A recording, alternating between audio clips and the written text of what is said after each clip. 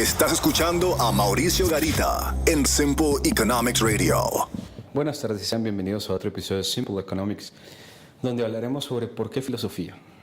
Uno de los componentes importantes al momento de desarrollar Simple Economics fue enfocarnos en una filosofía, en este caso la filosofía estoica, porque de cierta manera era más adecuada para los temas que se trataban dentro de las finanzas y por eso se escogió ese camino. Sin embargo, resulta importante hablar de por qué filosofía en un momento en el cual la filosofía cada vez va siendo considerada como obsoleta, como no importante. Inclusive en España, en los últimos 3 años, han hecho varios esfuerzos de tratarla de quitar de la parte de la enseñanza de educación media, y esto ha causado un debate interesante dentro de España, diciendo que es uno de los cursos más importantes que debería mantenerse, pero sin embargo eso ha sido una discusión que todavía sigue y que es latente, sobre todo por el tema que involucra. Pero tal vez lo importante acá es ¿por qué filosofía? Recientemente Steven Pinker hablaba de que estamos viviendo uno de los momentos más pacíficos de la historia y también uno de los momentos con mayor desarrollo económico y con menor cantidad de pobreza, por ponerlo de cierta manera, y que esto incluía dentro de la humanidad nuevos retos psicológicos, más allá de los retos que llevaban, pues obviamente, dedicarse a luchar una guerra o dedicarse a salir hacia adelante, ¿no? Y de cierta manera también lo complementaba el autor Pink en su libro Drive, que decía que ahora los trabajos son más de pensar. Y es que cuando uno toma las estadísticas de muerte de Estados Unidos, de causas de muerte, se da cuenta que la segunda causa de muerte más común es el suicidio. Y a ello también importante denotar que la causa de muerte del suicidio es normalmente ligada a clase media y media alta y alta, lo cual involucra el tema de una clase que tal vez no tiene los retos económicos y la presión que normalmente se siente en otras clases sociales. Y entonces, en base a ello, es que la corriente filosófica ha regresado fuerte a hablar sobre lo que realmente es la filosofía. Y la filosofía se dedicaba a hablar sobre temas como la moralidad, la justicia, el conocimiento, fe, practicidad y sobre todo preguntas existenciales: ¿por qué estoy aquí en el mundo? Una pregunta muy usual. Y es que si no tomamos una corriente filosófica, si no leemos filosofía, si no la hacemos práctica en nuestra vida, decían los griegos que es uno de los problemas de la sociedad, que no piensa más sobre la trascendencia, sobre la importancia del trabajo, y se empieza a volver de cierta manera egoísta, ensimismado, tanto que puede llevarle a quitar a su propia vida, que sería un acto de egoísmo supremo. Y entonces es ahí donde la filosofía viene siendo importante, donde viene siendo de una manera, una forma de leer sobre lo que otros han discutido, de ir haciendo ideas sobre las cosas que suceden.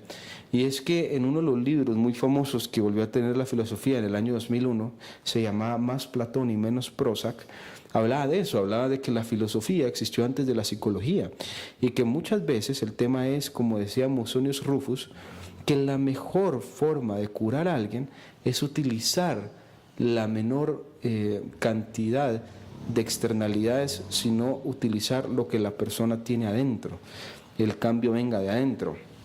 Y es que por eso también se ve la corriente del coaching y se ve la corriente de las nuevas filosofías dentro de la compañía, etcétera, porque de cierta manera hay preguntas que son difíciles de responder en un camino usual y que son difíciles inclusive de hacerse, y esas preguntas son importantes, son parte de nuestra humanidad, es decir, sea una filosofía religiosa, sea una filosofía pues obviamente mucho más enfocada a occidentalismos o a una filosofía asiática, el tema es, brinda ciertas respuestas que son importantes. Entonces, por eso, de cierta manera, quisimos involucrar la parte de filosofía y discutir sobre filosofía, porque creemos que es importante, creemos que no es aquello que en algún momento se dijo en la occidentalidad, que la filosofía no servía para nada y que era básicamente el descanso de gente que no quería estudiar cosas prácticas. Hoy por hoy se demuestra que es una de las carreras más interesantes, que está cada vez ligada más a los negocios, porque de nuevo tiene ese reto de decir, bueno, si es una economía del pensamiento la que estamos viviendo, pues qué mejor que tener un estudio del pensamiento que se ha apalancado desde miles de años antes y que ha sido parte toral de las civilizaciones más fuertes del mundo. Y es que si hablamos en Grecia y en Roma, en el momento alto de la civilización romana y griega, se le pagaban a personas por ser filósofas, por tratar de hacer preguntas.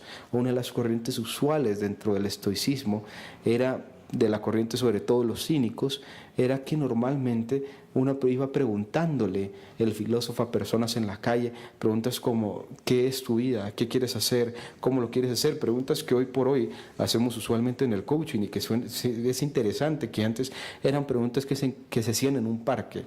Y a esto agregarle también de que aparte de esto, todas las civilizaciones han tenido un fuerte componente filosófico.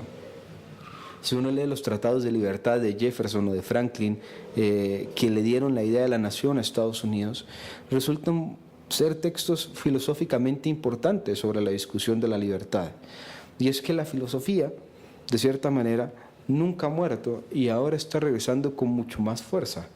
La pregunta es, bueno, ¿qué corriente filosófica escoger? De cierta manera, el estoicismo, para mí, no peleaba de ninguna manera con la corriente espiritual que yo profeso, y por eso fue que me pareció muy adecuada, porque es una filosofía muy práctica, muy hacia hacer las cosas. Marco Aurelio decía algo muy claro, no discuta sobre qué es un buen hombre o qué no es, simplemente sé un buen hombre. Y esa era la discusión de Marco Aurelio, que refleja muy claramente lo que es un estoico. Luego Epíteto, otro de los estoicos, decía, no te cuestiones sobre las cosas que no están en tu control. Es más, concéntrate en lo que está en tu control. Decía uno de los temas de que una vez llegó un estudiante a preguntarle a Epíteto sobre cómo hacer que su hermano cambiara, y le decía, mira, tú no tienes oportunidad de cambiar a tu hermano, lo que tienes es oportunidad de controlar la reacción que tienes con tu hermano. Entonces, de cierta manera, esa libertad se da. Y luego llega uno de los escritos de Séneca y la importancia de la vida, diciendo algo muy importante, que la vida nos da suficiente tiempo para hacer todo. Simplemente organicemos nuestras prioridades. Y por eso es que es el estoicismo. De igual manera, siempre es recomendable el leer más y más sobre filosofía e ir encontrando los temas. Y no es que la filosofía sirva para hacer, digamos, un estilo de vida diverso, sino simplemente que nos ayude a responder preguntas que en el momento necesitamos. Es decir, que en el momento necesitamos fe, que necesitamos claridad.